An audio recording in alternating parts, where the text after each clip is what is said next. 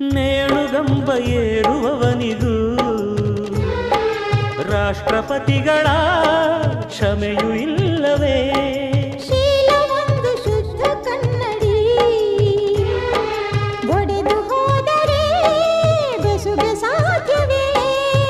ಕ್ಷಮೆ ಕೊಡು, ಇಲ್ಲ ಅದು ಶಿಕ್ಷೆ ಕೊಡು, ಇದೇ ಅದು ಸಾಯಲ್ಲ ಮರೆಯಲ್ಲ ಹಾವು ಕೋಲಿದು.